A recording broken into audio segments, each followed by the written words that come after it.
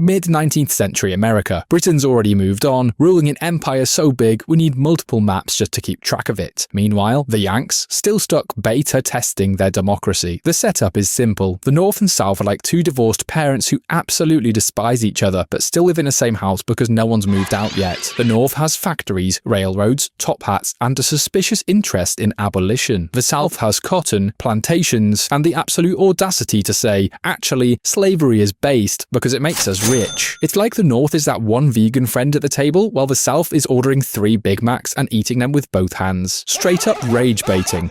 So Congress is basically a daycare center where half the toddlers want to ban slavery and the other half want to make it the national pastime. Every time a new state joins, they have to decide free or slave. It's like dividing a pizza, but half the guests want pineapple and the other half want pepperoni. And every time someone grabs a slice, there's a fist fight. Eventually, Abraham Lincoln gets elected president in 1860. Abe, tall bloke, beard, looks like the kind of guy who'd politely tell you your shoes are untied while abolishing your entire economy. The South sees him win and collectively goes, nope, can't do it, we're out, bye. So they secede. 11 states yeet themselves out of the Union like toddlers throwing their toys out of the pram. Or whatever the American equivalent of pram is. I think it's like a stroller or something. Anyway, Britain's just standing there like, oh for God's sake lads, you lasted less than a century before rage quitting your own country. Then, war kicks off in 1861 at Fort Sumter. The Confederacy basically rocks up and says, nice thought you've got there, shame if someone bombarded it. And then they do. Congratulations America, you're now at war with yourself because you couldn't agree on whether owning people like Pokemon cards is morally questionable. North versus South, Yankees versus Confederates, brother versus brother. Yes, literally, families split over this. Imagine arguing with your cousin at Thanksgiving so hard that you both build armies and start bayoneting each other. And now you might think, ah yes, the North had all the factories, railroads, money, and people, so obviously this'll be over quickly. No, Americans are famously allergic to easy solutions. The South actually does alright at first because they've got charismatic generals like Robert E. Lee, basically the dark mode version of George Washington, and Stonewall Jackson, who sounds like a Minecraft mod but was actually a bloke who just sort of stood still during battles and somehow that made him famous. Meanwhile, the North is fumbling around like a drunk man trying to find the bathroom light switch. Their early generals are so incompetent it's like watching toddlers play Risk. Oh, should we maybe walk into Virginia and just win? No, let's dither around for 2 years instead. Brilliant. By 1863 though, the North finally realizes, wait a minute, we've got all the railroads, all the factories, all the actual food. The South has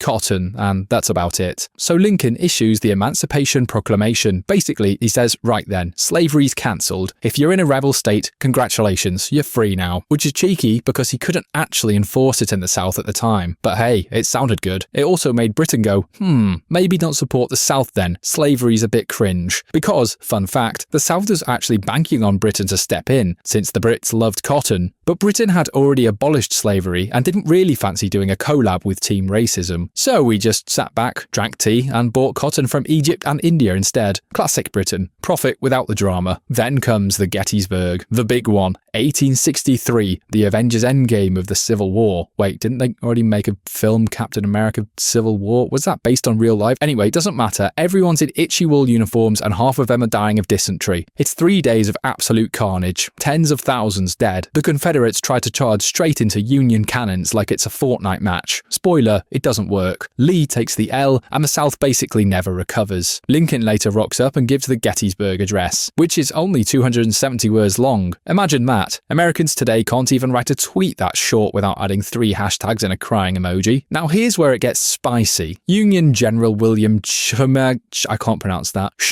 is like, right, enough faffing about, time to speedrun Georgia. He does what's called the March to the Sea, which is basically early access Total War DLC. He burns farms, railroads, cities, literally just tortures his way from Atlanta to Savannah like a man possessed. Southerners still cry about it today, like, Sherman was mean to us. Yes mate, it's called war. What did you expect? Complimentary scones? That's how it's pronounced by the way, not scones. Don't listen to what any other Brit tries to tell you. Moving on, by 1865, it's game over. The North's got overwhelming everything, the South's got no supplies, no allies, no hope. Lee surrenders to Grant at Appomattox Courthouse, which sounds like the name of a Wetherspoons pub over here in Britain, but it's actually just some bloke's living room. Lincoln's like, cool, let's heal the nation now, and then, oops, he gets assassinated by John Wilkes Booth, an edgy theatre kid who thought he was doing Hamlet but with more racism. So the war ends, slavery is abolished, and America congratulates itself for ending slavery, which is like congratulating yourself for finally taking the bins out after 250 years. The Civil War kills about 600,000 Americans. If you're American, think about that for a second. That's more than every other US war combined for a century. You literally speed-ran self-destruction harder than any foreign enemy could manage. And what's the result? The North goes, yay, Union saved. The South goes, boo, we lost. But actually, we're going to spend the next 150 years sulking about it and inventing Confederate flags to stick on pickup trucks. And black Americans go, cool, we're free now, but actually society's still going to shaft us for generations. Meanwhile, Britain's over here like, blimey, you lot are embarrassing. Couldn't even keep your country together for a century without staging world's worst family reunion. We abolished slavery without even setting fire to half of Yorkshire, and you did all this just so you could still not give women the right to vote until ages later. The American Civil War, ladies and gentlemen. 4 years of shooty, hundreds of thousands dead, an entire region burned to the ground, and the grand prize was fixing the very thing you shouldn't have done in the first place. It's the ultimate American movement, creating your own problem, then congratulating yourself for solving it badly.